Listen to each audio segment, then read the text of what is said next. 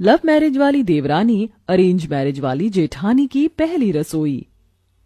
मेरे सैया सुपरस्टार, मेरे सैया सुपरस्टार, मैं फैन हुई उनकी, मेरे सैया सुपरस्टार। कैसी लग रही हूँ मैं? बिल्कुल मेरी सपनों की रानी और शहजादी। चलो अब जल्दी से मेरी नजर उतारो। सुमित अपनी शेरवानी के पॉकेट से 500 के नोट निकालता है और आंचल के ऊपर से उड़ा देता है। चलो अब जल्दी से मुझे वरमाला पहनाओ। अरे तुम बार बार पीछे क्यों जा रही हो? इतनी आसानी से थोड़ी ना मैं वरमाला पहनूंगी। माधवी, ये कैसी बहू पसंद की है तुमने अपने बेटे के लिए? वरमाला का मजाक बनाकर रख दिया इसने तो। अगर तुम दोनों का वरमाला से खेलना हो गया हो तो वरमाला पहना दो एक दूसरे को। शादी करनी है या नहीं? अपनी माँ सास के चिल्लाने पर जल्दी से एक दूसरे को वरमाला पहनाते हैं, जिसके बाद आंचल सुमित के फोरहेड पर किस करती है, जिसे देख शादी में आई सभी लोग मुंह पर हाथ रख लेते हैं। हे भगवान, कितनी बेशर्म लड़की है ये, तौबा तौबा। अब माधवी कैसे किसी को बताती कि ये पसंद उसकी नहीं बल्कि उसके बेटे सुमित की पसंद थी। सुमित और रेचल की वरमाला के बाद अब बारी आती है सुमित के बड़े भाई राघव और आंचल की जेठानी पूनम की वरमाला की। पूनम सादगी भरी तरीके से अपने पति को वरमाला पहनाती है और अपने संस्कारों को याद रखते हुए अपने पति के पैर छूती है। ये होती है अरेंज मैरिज वाली बहू। काश मैं अपने छोटे बेटे के लिए भी ऐसी ही बहू लेकर आ पाती।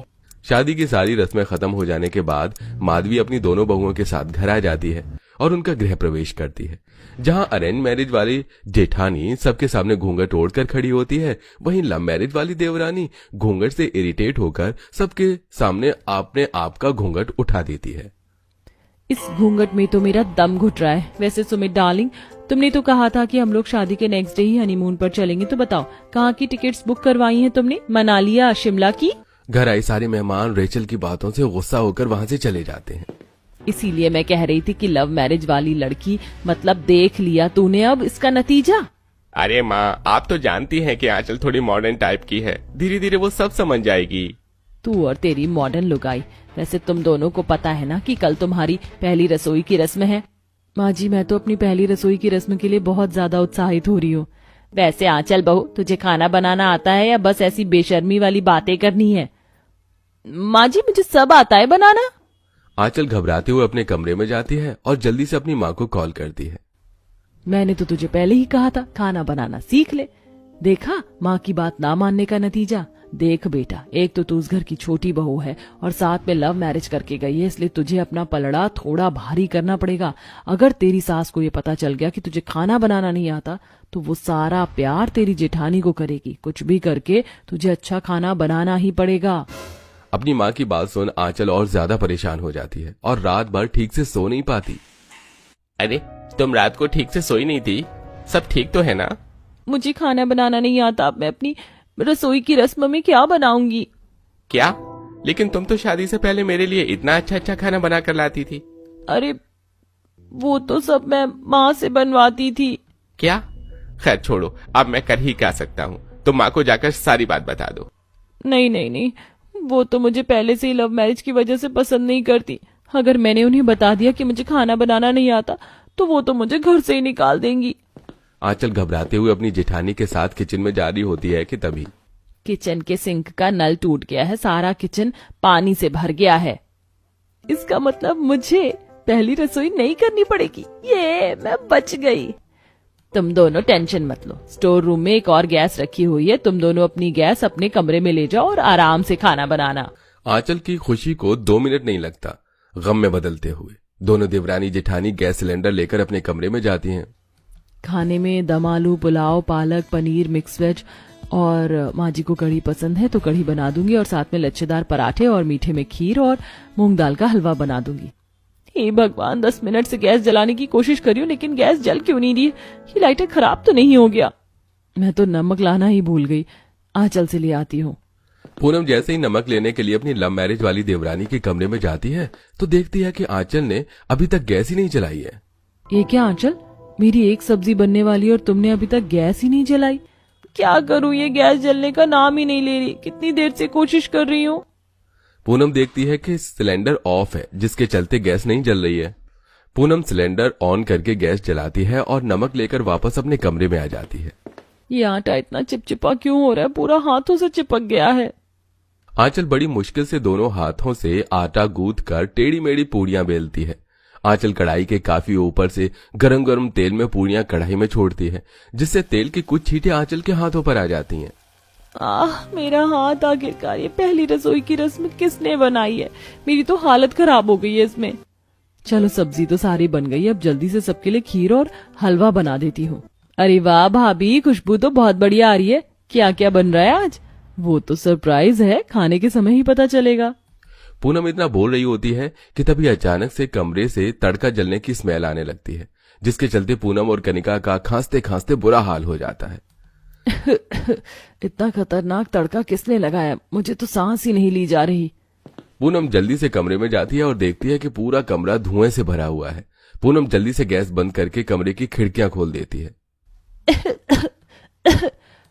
तुम्हें खाना बनाना आता भी है या नहीं? कितने बुरे तरीके से तुमने तड़का जलाया है। मेरी फ्रेंड का कॉल आ गया था, इसलिए मैंने तड़के पर ध्यान नहीं दिया। सॉरी, अब से मैं ध्यान रखूंगी। पूनम वापस अपने कमरे में आती है और अपनी पहली रसोई का खाना बनाने लगती है। वहीं आंचल कुकर में सारे मसाले और सब्जी डाल दिया, अब बस सीटी लग जाए फिर सब्जी बन जाएगी। आंचल कुकर में बिना पानी डाले उसे गैस पर रख देती है, जिसके चलते कुकर में बिना पानी के प्रेशर बनता रहता है और 2 सीटियों के बाद ही अचानक कुकर फट जाता है और सारी कमरे में चारों तरफ सब्जी ही सब्जी होती है। कुकर फटने की आवाज से पूनम भागी भागी आंचल के कमरे में आती है। हे भगवान आंचल, ये कुकर कैसे फटा? तुम ठीक तो हो ना? हाँ मैं ठीक हूँ, लेकिन मेरे कमरे की दीवारें अभी तो पेंट करवाया था। लेकिन कुकर फटा कैसे? तुमने कुकर में पानी तो डाला था ना?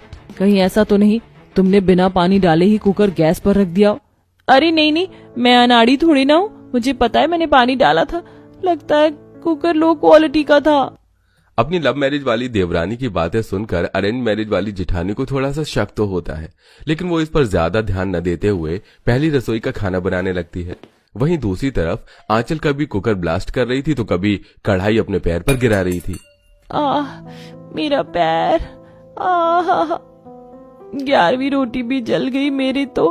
हे भगवान, कभी तड़का जल रहा है तो कभी रोटी जल रही, तो कभी बर्तन गिर रहे और फूट रहे। ऐसे में तो मेरी पहली रसोई बन ही नहीं पाएगी। आंचल ठीक से गैस बंद नहीं करती और गुस्से में बैठकर फोन चलाने लगती है, जिसके चलते अब धीरे धीरे पूरे घर में गैस लीक होने लगती है। ये गैस की स्मेल कहाँ से आ रही है? मैंने तो गैस अच्छे से बंद की है, कहीं आंचल के कमरे से तो नहीं आ रही। पूनम भागी भागी कमरे में जाती है और देखती है कि उसकी ही गैस से गैस लीक हो रही थी। पूनम जल्दी से गैस बंद करती है और सारे खिड़की दरवाजे अच्छे से खोल देती है। वहीं गैस लीक होने की स्मेल से सारे घर वाले भी आंचल के कमरे में आ जाते हैं। तुम्हारा दिमाग तो ठीक है, जानती भी हो कितना बड़ा हादसा हो सकता था। तुम्हारा ध्यान कहाँ है? तुम्हें खाना बनाना आता भी है या नहीं आता? हाँ चल बहू, कभी कुकर ब्लास्ट कर रही है तो कभी तड़का जला रही है। सच सच बता, तुझे खाना बनाना आता है या नहीं? मुझे खाना बनाना नहीं आता। मैंने आप लोगों से झूठ बोला था। लेकिन क्यों? क्योंकि मैं लव मैरिज करके आई हूँ और आप लोगों में से कोई मुझे पसंद नहीं करता था। और अगर आपको ये पता चलता कि मुझे खाना बनाना तक नहीं आता तो आप सब तो मुझे घर से ही निकाल देते बाहर। ऐसा नहीं है बहू, तू भले ही लव मैरिज करके आई है, लेकिन जितनी जरूरी हमारे लिए पूनम है उतनी ही तू भी है। अगर तू मुझे पहले बता देती तो तुझे खाना बनाना नहीं आता तो मैं तुझे कुछ नहीं कहती, बल्कि मैं तुझे सिखाती। जैसे मेरे लिए कनिका है वैसी तुम दोनों। माँ जी बिल्कुल ठीक कह रही हैं।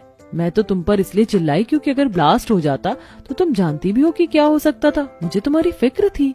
पूनम आंचल के आंसू साफ करती है और उसके साथ मिलकर उसकी पहली रसोई का खाना बनवाती है और अब सभी घर वाले लव और अरेंज मैरिज जेठानी की पहली रसोई का खाना खाते हैं। चल बहू, ये ले तेरी पहली रसोई के खाने का शगुन। भले ही इसमें तेरी पूनम ने मदद की है, लेकिन तूने भी कोशिश की है।